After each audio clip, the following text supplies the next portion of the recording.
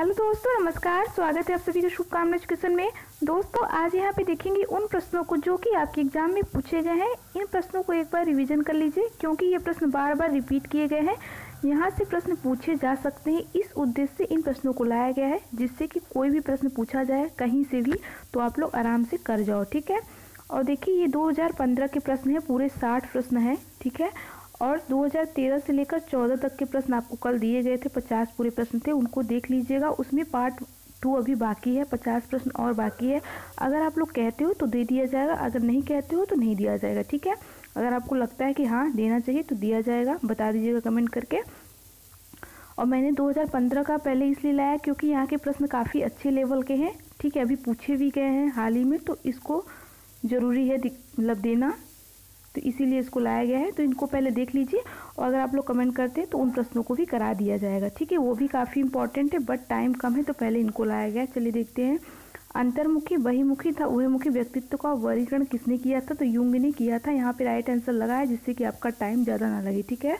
आगे देखिए, उदाहरण, निरीक्षण, विश्लेषण, वर्गीकरण, नियमीकरण निम्नलिखित में किस विधि के सोपान है? तो यहाँ पे हो जाएगा आगमन विधि के।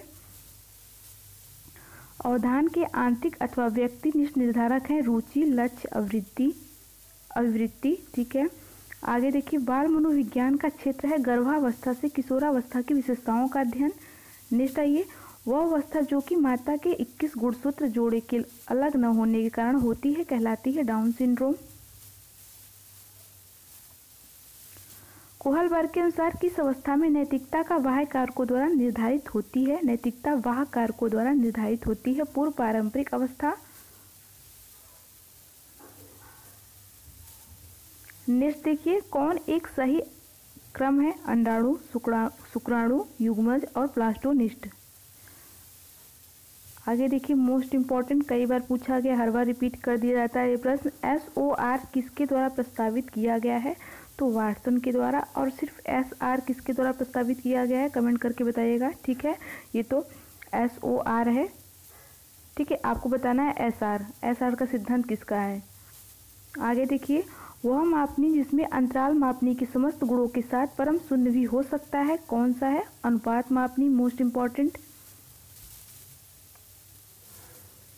आगे देखिए, फ्रायड के अनुसार हमारे मूल्यों का आंतरीकरण स्पेस में होता है तो परा अहम में होता है। ठीक है। 10 नंबर सही है, परा अहम में होता है।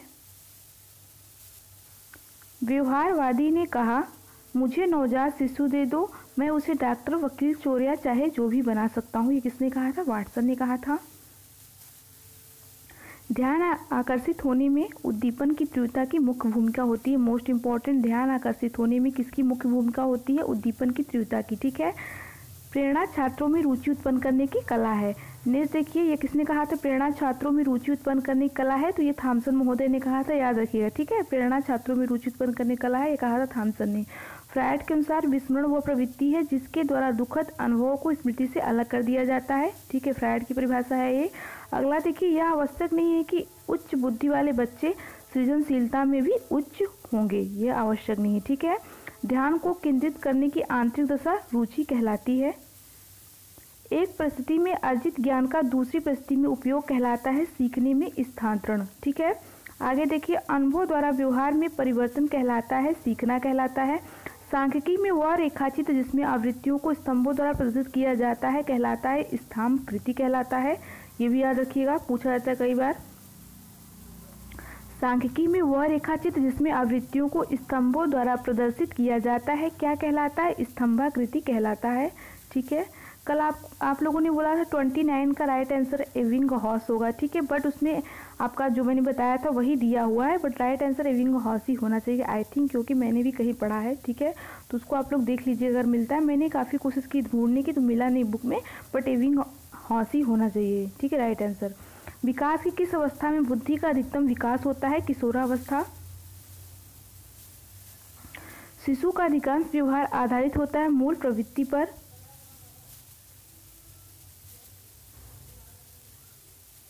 आगे आ जाइए, अंतर्दृष्टि सूझ द्वारा सीखने के सिद्धांत में कोहलबर्ग ने प्रयोग किया था वन मानुष पे। प्रेक्षणात्मक अधिगम संप्रत्यय स्पेस बंडुरा द्वारा दिया गया था। ठीक है, किसके द्वारा दिया गया था, क्या फिल करेंगे, बंडुरा द्वारा दिया गया था। अधिगम में थार्नडाइक ने प्रभाव का नियम दिया है, आप सभी को पता है।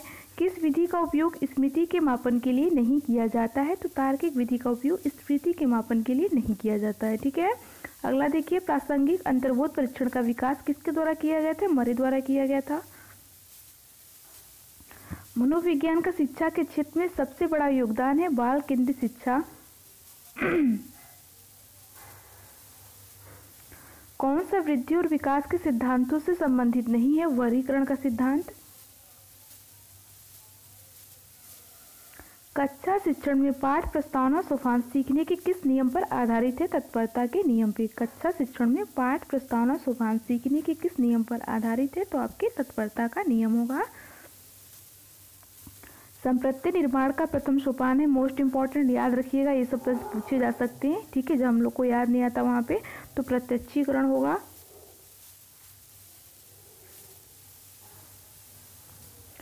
वंशानुक्रम जन्मजात व्यक्तियों के गुणों का योगफल है। ठीक है, वंशानुक्रम जन्मजात व्यक्तियों के योग का गुणनफल है।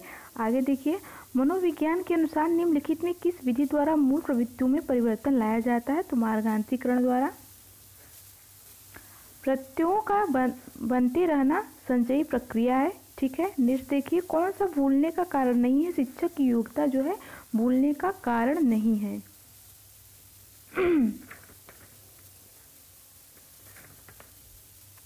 आगे देखिए, स्पीयरमैन के अनुसार तर्क की क्षमता और समस्या समाधान करने की क्षमता कहलाती है, तो क्या कहलाती है, यहाँ पे देखिए 5 का आपका राइट आंसर हो जाएगा, जी कारक कहलाती है। ठीक है, बंडुरा कथन है कि बच्चे प्रतिक्रिया प्रतिमानीकरण द्वारा सीखते हैं, जिनको निरीक्षणात्मक अधिगम भी कहा जाता है। आगे आ जाइए, प्याजे के संज्ञानात्मक विकास में अमूर्त तर्क एवं परिपक्व नैतिक चिंतन किस अवस्था की विशेषताएं हैं, औपचारिक सक्रियात्मक अवस्था की है ये। सीखी हुई बात को स्मरण रखने या पुनः स्मरण करने की सफलता क्या कहलाती है, विस्मृति कहलाती है। ठीक है, आगे आ जाइए, व्यक्ति में उन मनोशारीरिक अवस्थाओं का गतिशील संगठन जो उसके पर्यावरण के साथ अद्वितीय सामंजस्य निर्धारित करता है कहलाता है व्यक्तित्व कहलाता है। सामान्य पुरुष में XY गुणसूत्र होते हैं, जबकि सामान्य महिला में XS गुणसूत्र होते हैं। नेक्स्ट देखिए, प्रातांकों के समूह का वह बिंदु जिसके नीचे समूह के आधे प्रातांक और जिसके ऊपर के समूह आधे प्रातांक होते हैं क्या कहलाते हैं, मध्यांक कहलाते हैं। आवृत्ति वितरण को रेखाचित्र द्वारा प्रदर्शित करने की विधियों में गुफाकार आकृति एक विधि है। ठीक है, पढ़ाते समय सामान्य कक्षा में अध्यापक का सर्वाधिक ध्यान किस मनोवैज्ञानिक तत्व पर होना चाहिए, तो व्यक्तिगत विभिन्नता पर होना चाहिए। ठीक है, आगे देखिए, अधिगम स्थानांतरण के द्वितीय सिद्धांत के प्रवर्तक कौन थे, थार्नडाइक थे या स्पीयरमैन, तो यहाँ पे राइट आंसर होना चाहिए स्पीयरमैन होगा। ठीक है, अधिगम स्थानांतरण के द्वितीय सिद्धांत के प्रवर्तक कौन थे, स्पीयरमैन थे। ठीक है, आगे देखिए, मनोलैंगिक विकास में सुप्तावस्था का वर्ष अंतराल संबंधित है 6 वर्ष से यौवन तक। विकास के मनोसामाजिक विकास का प्रतिपादन किसने किया था, एरिक्सन ने किया था। मनोविश्लेषण पूछेगा तो फ्रायड लगाएंगे, मनोसामाजिक पूछा है तो एरिक्सन लगाना है। ठीक है, ध्यान दीजिएगा, पॉइंट करिएगा। आगे देखिए, फ्रायड के अनुसार इदम अहम था पराहम व्यक्तित्व के 3 घटक होते हैं। ठीक है, आप सभी को पता होगा। किस व्यवहारवादी का मानना है कि अन्य व्यवहारों की भांति भाषा भी क्रिया प्रसूत अनुबंधन द्वारा सीखी जाती है, तो स्किनर का मानना था ऐसा। ठीक है, कौन केंद्रीय प्रवृत्ति का माप नहीं है, तो प्रसार जो है केंद्रीय प्रवृत्ति का माप नहीं है। अधिगम में प्रयत्न व भूल के सिद्धांत का प्रतिपादन किसने किया था, थार्नडाइक ने किया था। वुडवर्थ के अनुसार बालक का विकास आनुवंशिकता तथा वातावरण का गुणनफल है। ठीक है, यही होगा। वुडवर्थ के अनुसार बालक का विकास आनुवंशिकता तथा वातावरण का गुणनफल है। नेक्स्ट देखिए, मनोविज्ञान ने सर्वप्रथम अपनी आत्मा का परित्याग किया, फिर अपने मन का, फिर चेतना का, और चेतना का अभी वो एक प्रकार का व्यवहार को सजोए हुए है। यह कथन किसका है, तो यह कथन किसका है, वुडवर्थ का है। ठीक है, आवश्यकता का पदानुक्रम सिद्धांत किसके द्वारा दिया गया है, तो मैस्लो द्वारा दिया गया है। नेक्स्ट देखिए, किसको मुख्य अधिकारी ग्रंथि कहते हैं, पीयूष ग्रंथि को। ठीक है, मस्तिष्क में पाई जाती है। सामूहिक चेतना का संप्रत्यय किसने दिया था, युंग ने सामूहिक चेतना का संप्रत्यय दिया है। नेक्स्ट देखिए, अंगूर खट्टे हैं का उदाहरण है, ये किसका उदाहरण है, याद रखिएगा युक्तिकरण का है, ये कई बार पूछा गया है। अंगूर खट्टे हैं तो युक्तिकरण का ये उदाहरण है, ठीक है। अधिगम का क्रिया प्रसून अनुबंधन का सिद्धांत स्किनर द्वारा दिया गया था।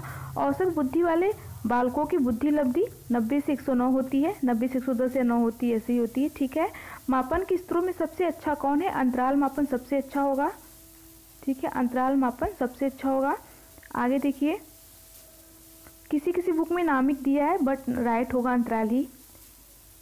आगे देखिए, कौन व्यक्तित्व का परीक्षण नहीं है, 16 PF परीक्षण, ठीक है।